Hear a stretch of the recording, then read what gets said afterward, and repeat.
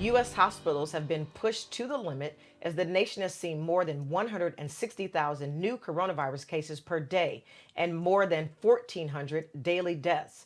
On Monday, Moderna Inc. said it was asking U.S. and European regulators to allow emergency use of its COVID 19 vaccine, as new study results confirm the shots offer strong protection. Dr. Kai Dewar joins us now from London, England.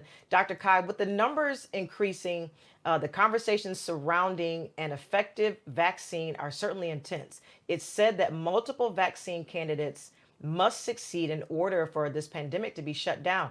We're talking about Moderna, Pfizer, and biotech, who are all seeking to begin vaccines this month.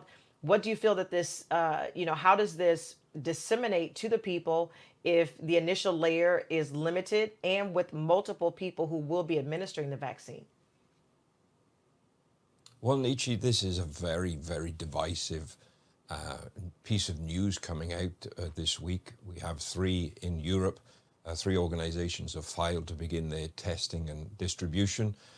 It's looking like the first will possibly be available by the 7th of December, having submitted the data for review. Now, we're in a very unique position with the vaccines because this is the first time in medical history where multiple companies have been developing multiple vaccines for the same virus at exactly the same time on what's called a rolling review system. So each piece of data has been reviewed rather than waiting until the end of all the testing to go through a final review before certification.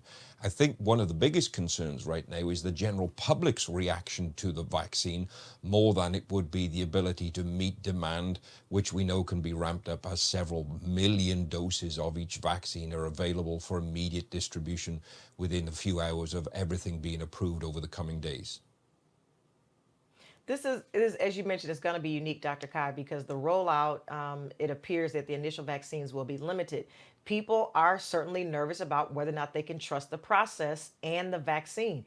They're nervous, number one, because of the type of year that we've had and all that's going on in our world, even outside of the global pandemic. And then, as you mentioned, the fact that there is more than one vaccine.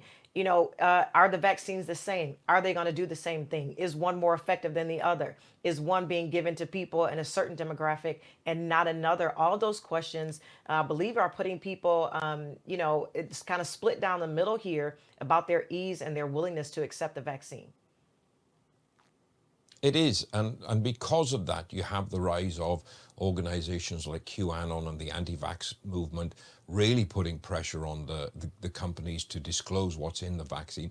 Medically, throughout history, we've always seen multiple companies developing multiple medications that do exactly the same thing, but they have different ingredients, different elements to it, purely to meet the certification of different countries around the world. So this is not a new thing. The scale of which that we're seeing and the speed is completely new and leads us into uncharted territories. And the fact that they're looking for emergency certification, rapid certification, rather than the natural process of certifying any new drug into the market is causing people huge concern. In the rollout, we must ensure, and I'm sure every Sure. government is working on this, but that the more vulnerable get the early doses so that they can begin to integrate back into society in a more protected way, while still taking regular measures to shield and protect, like the face masks, social distancing, until we can see a much grander scale of production and distribution for the greater population